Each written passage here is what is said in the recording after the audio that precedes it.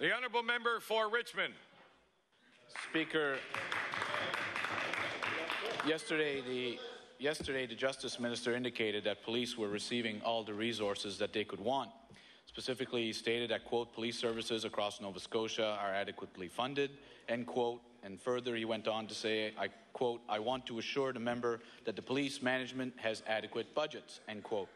Yet when we look at what was actually spent on contributions to municipal policing, we see that the minister has underspent these contributions by $5.5 million in the last 4 years.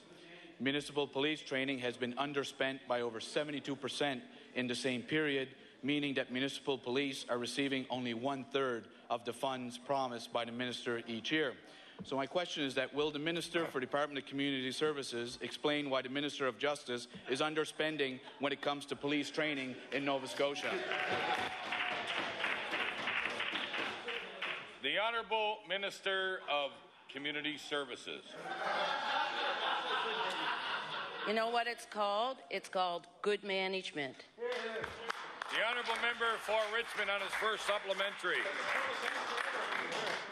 You know, Mr. Speaker, I think some of the victims of cyberbullying and the victims who've seen photos of themselves being passed on the internet might find it interesting to be told that funding that was made available for police training has been cut and instead is now being counted as good management. Mr. Speaker, this is a very serious issue, and that's why we raised it when we asked the Minister to explain why police training funding has not been increased. We know that the investigative work of police is changing every day.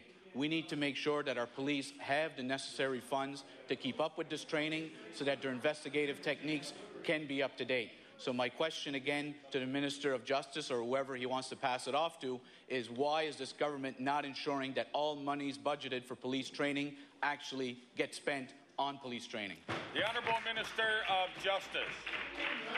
Thank you, Mr. Speaker, and I want to thank the Minister for the member for framing his question in a sarcastic manner. I will rise above that and answer the question in a way. The issue here is that the municipal policing is a municipal responsibility, and the province and the Justice Department is extremely honoured and pleased to be a partner with them in providing support for training.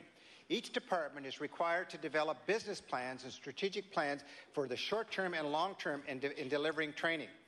If the various departments have a particular need, then they should put their business case forward so that can be appropriately addressed. But I want to assure all police officers in Nova Scotia that this minister is 100% unequivocally dedicated to their support and development, and should they have a particular need or void in their training, that I am committed to meeting that unequivocally.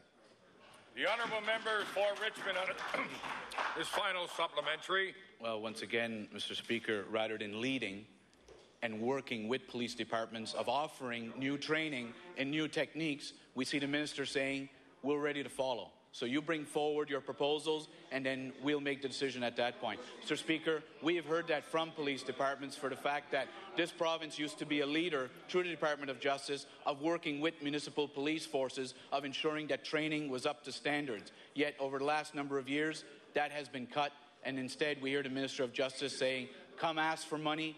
We don't have any thoughts on how additional training could take place. But if the minister is saying that all of this money is still waiting there, will he stand in his place and confirm that his department has not rejected any applications from municipal police forces for additional training in the last 3 fiscal years? The Honourable Minister of Justice. Thank you. Unlike the opposition, I have faith and respect for the leadership within the policing community. I also believe that if they have needs, that the direction of policing should come from the frontline management to determine their needs and assessment, and that there should be a direct partnership and collaboration with justice. I don't believe that the politician should direct the police officer as to what their needs or needs aren't there. We work in partnership and in that direct collaboration, and I'm very honoured to work in that. I also want to just say that as a province, we're connected with the community college, with the universities.